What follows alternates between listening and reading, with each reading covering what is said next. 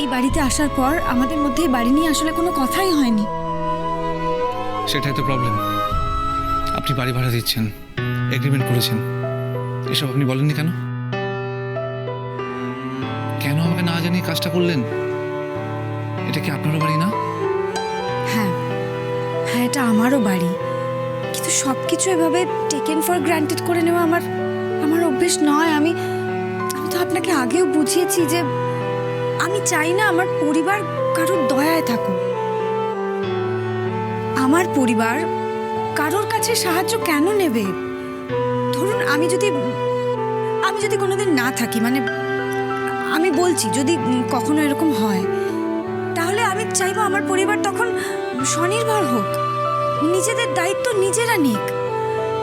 এতে তো সবচেয়ে ওদেরই ভালো। আপনি মনে করে দেখুন, আমি আপনাকেও এই কথাটা বুঝিয়েছি আগে। মিস্টার চ্যাটার্জি, আমি বাড়ির ভাড়াটা দিয়ে দিচ্ছি মানে আমি আপনার উপহার নিচ্ছি না তা নয়, আপনাকে অসম্মান করছি সেটাও নয়। আমি দুপক্ষই যাতে সম্মানের সাথে থাকতে পারে তার ব্যবস্থা করছি, মানে বিষয়টা যাতে ইকুয়াল হয়। আপনি তো অনেক করেছেন আমাদের জন্য, আপনি আমার জন্য, আমার পরিবারের জন্য অনেক কিছু করেছেন, কিন্তু একটা মানুষের কাছ থেকে উপকার পাচ্ছি বলে সারা জীবন তার উপকারের প্রত্যাশায় বসে থাকবো? এই বদভ্যাসটা বোধহয় ভেতরে না ঢোকাই ভালো। মিস্টার চ্যাটার্জি, আমি যা করেছি আপনার আর আপনার পরিবারের সম্মানের জন্যই করেছি, আমায় বিশ্বাস করুন। আপনি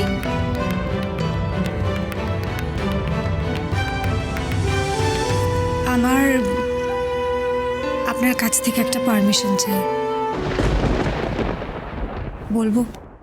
আমি আপনাকে পারমিশন দেবার কে?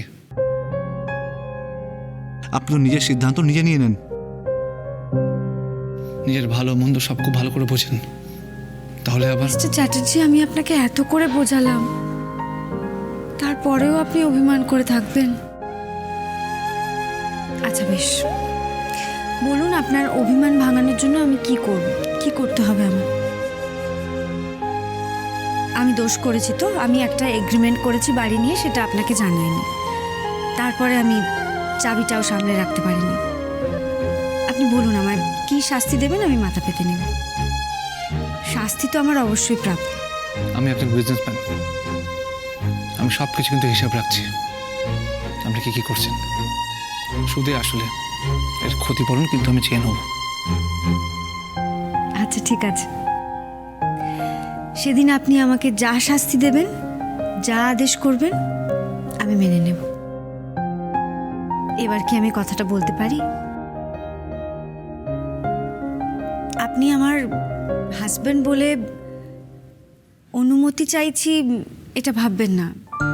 আপনি আমার বন্ধু, শুভাকাঙ্ক্ষী, সেই হিসেবে আপনাকে বলতে চাইছি কথাটা। আমার কাজের ব্যাপারে কথা। বলুন। মনে আছে একদিন আপনি আমাকে বলেছিলেন গানকে আপন করে নিতে, গানকে সবার আগে জায়গা দিতে। আজকের পর থেকে আপনার প্রথম ফোকাস হবে আপনার কাজ, আপনার গান। আপনি পারবেন, পারতে আপনাকে হবেই।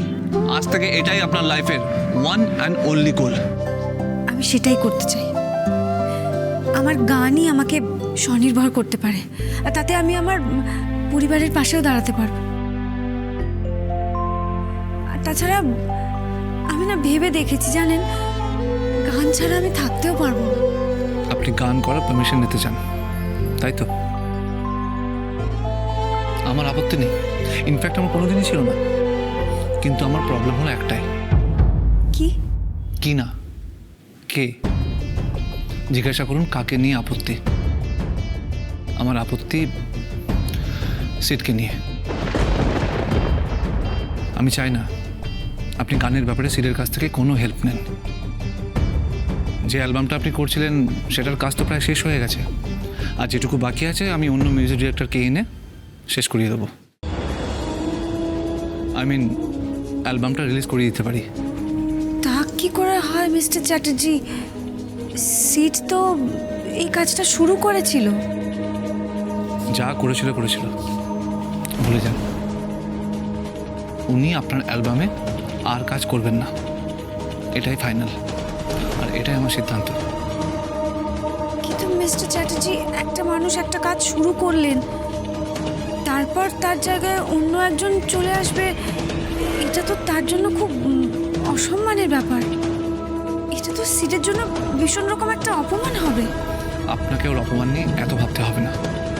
কিন্তু মিস্টার চ্যাটার্জি, এইভাবে ওনাকে ঠকানো হবে তো। প্লিজ এটা করবেন না। কাউকে ঠকিয়ে আমি আমার ক্যারিয়ার শুরু করতে চাই না। আমিও তো চাই না সিড আপনার অ্যালবামটা ডিলিট করুক। প্লিজ মিস্টার চ্যাটার্জি, আপনি ঠান্ডা মাথায় একবার ব্যাপারটা ভেবে দেখুন। যা বলেন আমি বলে দিয়েছি।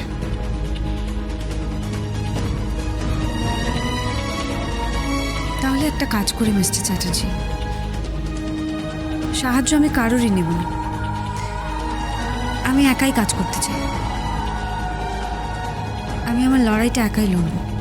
তার মানে আপনি আমারও সাহায্য নেবেন না? এভাবে দেখবেন না, আমি আসলে চাই একা কাজ করতে, যতটুকু নিজে পারি ততটুকু। তাহলে তাই করুন। আপনি একা কাজ করলে আমার কোনো আপত্তি নেই, কিন্তু সিড না। বেশ, best of luck. Thank you.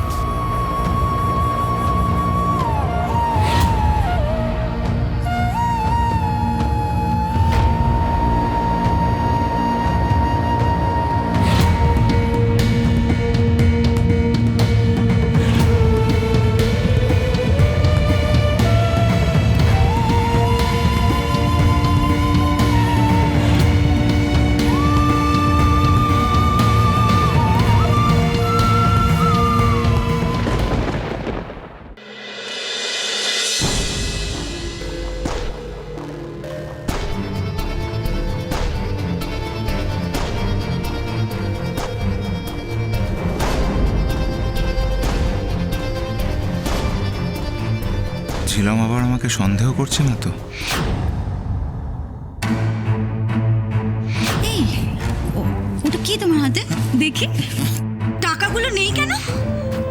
তাহলে কি বাড়িতে চোর এসছে? চোর? কি হয়েছে ঝিলম? সকাল সকাল চুপ করে রয়েছে, কোনো কথা বলছো না? এই প্রবলেম, সব ঠিক আছে তো? কি আর হবে, কিছু না তো। তুমি থাকতে আমার কখনো কিছু হতে পারে? ব্রত, তুমি মাঝে মাঝে আমাকে ভালোবাসো, আর মাঝে মাঝে একেবারে ইগনোর করে দাও। আমি না ঠিক তোমাকে বুঝতে পারি না, জানো? স্ট্রেস, হ্যাঁ ঝিলম, এত স্ট্রেস না, মানে এত চিন্তা ভাবনা, স্পেশালি জবটা নিয়ে আমার না ভাল লাগছে না, জানো তো? এই জিমের এই অ্যাকাউন্টেন্টের জবটা আমি জাস্ট করতে চাই না, বিশ্বাস করো। কি বলবো তোমাকে আমি? সারা মাস চাকরি করে কতটুকু টাকা পাই বলো? হয় এতে? লোকে কেন জব করে? যাতে সে তার ফ্যামিলিকে সুখী রাখতে পারে। আমি যদি জব করে তোমার শখ আহ্লাদই পূরণ করতে না পারি, তাহলে আর সেই জব করার কোনো মানেই হয় না। তোর মন খারাপ করার কি আছে? আর মিস্টার চ্যাটার্জি তো তোমাকে বলেছেন যে উনি ঠিক তোমার জন্য একটা জব দেখবেন। ব্যাস, উনি বললেন না, তুমি বিশ্বাস করে নিলে? উনি মুখের কথা বলেছেন, সারাক্ষণ দেখছো না আমাদের সাথে ওনাদের ঝামেলা হচ্ছে, উনি নাকি আমাকে হেল্প করবেন। আরে ঠিক হেল্প করবেন, আর আমাদের যখন দরকার আমরা ওনার সাথে ভাব করে নেব। শোনো, ওনার যদি সত্যি আমাকে হেল্প করার থাকতো না, তাহলে উনি ওনার অফিসে আমাকে একটা ঠিক জবের ব্যবস্থা করে দিতেন। উনি কিন্তু শোনো, কোনো কিন্তু না, আমি নিজে ওনার সাথে কথা বলবো। Okay? Really? Thank you darling, love you. Late হয়ে যাচ্ছে, যেতে হবে।